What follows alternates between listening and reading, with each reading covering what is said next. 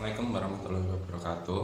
Halo teman-teman, nama saya Ramadan Amin Nur Khotimus Soleh dari kelas AB 41 pilihan 2 gabungan 1 prodi administrasi bisnis Telkom University. Baik, di sini saya akan menjelaskan tentang kuesioner dan desain formulir.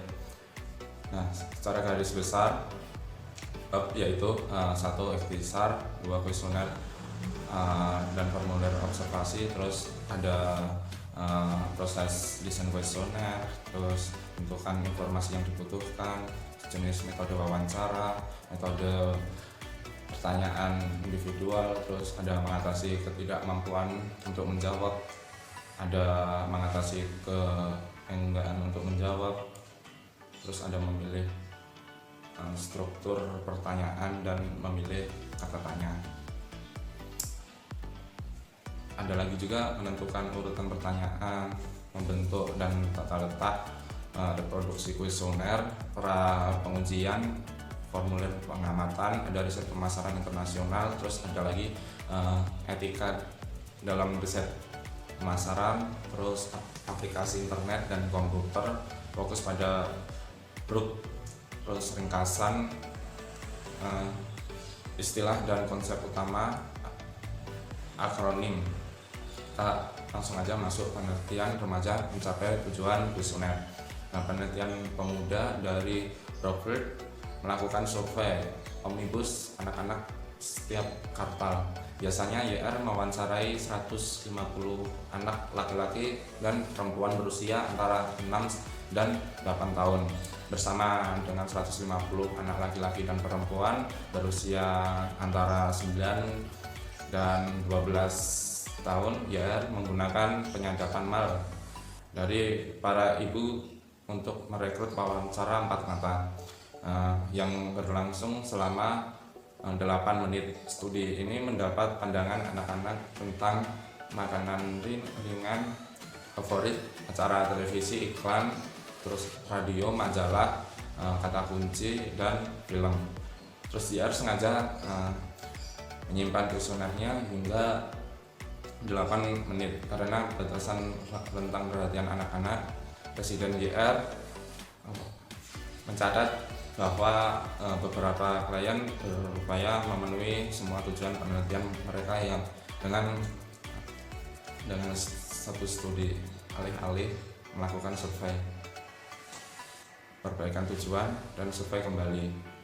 Kuesioner terus melalui proses persetujuan dan orang-orang yang menambahkan pertanyaan. Baiklah, mari kita tanyakan pertanyaan ini. Mari kita tambahkan pertanyaan itu. Dan mengapa kita tidak membicarakan hal ini juga, kata Forget. Dan akhirnya kau membiarkan anak-anak 25 menit dalam studi Bekasi Pusat dan mereka agak gagal. Kesalahan respons meningkatkan dan kualitas data menderita. Kuesioner yang dirancang oleh Zod Research atau ZR untuk memperoleh pandangan anak-anak tentang makanan ringan favorit, acara televisi, iklan radio, majalah, kata kunci, dan film, berusaha untuk meminimalkan kesalahan responden. Selanjutnya saya akan menjelaskan tentang daftar periksa desain kuesioner. Langkah pertama yaitu tentukan informasi yang dibutuhkan. 1. Pastikan bahwa informasi yang diperoleh sepenuhnya membahas semua komponen masalah. Yang kedua itu siapkan satu set meja boneka. Yang ketiga itu memiliki gagasan yang jelas tentang populasi sasaran. Selanjutnya langkah kedua, jenis metode wawancara. 1. Tinjau jenis metode wawancara yang ditentukan berdasarkan pertimbangan yang dibahas dalam bab 6. Langkah ketiga yaitu konten pertanyaan individual. 1. Apakah pertanyaan itu perlu? 2. Apakah beberapa pertanyaan diperlukan alih-alih untuk mendapat informasi yang perlu secara jelas? 3. Jangan gunakan pertanyaan berlaras ganda. Langkah keempat, mengatasi ketidakmampuan dan keengganan untuk menjawab. 1. Apakah responden mendapat informasi? Yang kedua, jika responden tidak mungkin diberitahu, sering pertanyaan yang mengukur keakraban pengguna produk dan pengalaman masa lalu harus diajukan sebelum pertanyaan tentang topik itu sendiri. dan sebagainya lah. Terus habis itu kita masuk ke langkah kelima. 1. Pertanyaan terbuka bermanfaat dalam penelitian eksplorasi dan sebagai pertanyaan pembuka. Yang kedua, gunakan pertanyaan struktur bila kemungkinan.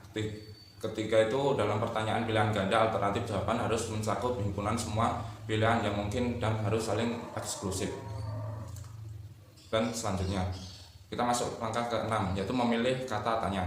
1. Definisikan masalah dalam hal siapa, apa, kapan, di mana, mengapa, dan cara. Ke-6, gunakan kata-kata biasa. Kata-kata harus sesuai dengan tingkat kosakata responden. Habis itu langkah ke-7, tentukan urutan pertanyaan. 1. Pertanyaan pembuka harus menarik, sederhana, dan tidak mengancam. 2. Pertanyaan yang memenuhi syarat harus berfungsi sebagai pertanyaan pembuka. Langsung saja langkah ke-8, yaitu bentuk dan tata letak. 1. Bagilah kuesioner menjadi beberapa bagian. Pertanyaan di setiap bagian harus diberi nomor. Kuesioner harus prakode. Ya, dan terakhir itu kuesioner itu sendiri harus diberi nomor urut. Kita langsung saja masuk ke langkah 9, yaitu reproduksi kuesioner.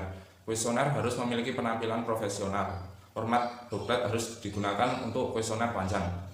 Terus setiap pertanyaan harus direproduksi pada 1 halaman dan sebagainya. Yang terakhir itu langkah 10, pra pengujian. 1. Pra pengujian harus selalu dilakukan. Semua aspek kuesioner harus diuji, termasuk konten pertanyaan, susunan kata, urutan, bentuk, dan tata letak, kesulitan pertanyaan, dan instruksi. Responden dalam pretest harus serupa dengan mereka yang akan dimasukkan dalam survei aktual. Sekian yang bisa saya sampaikan. Kalau ada kekurangan atau kesalahan kata, mohon dimaafkan.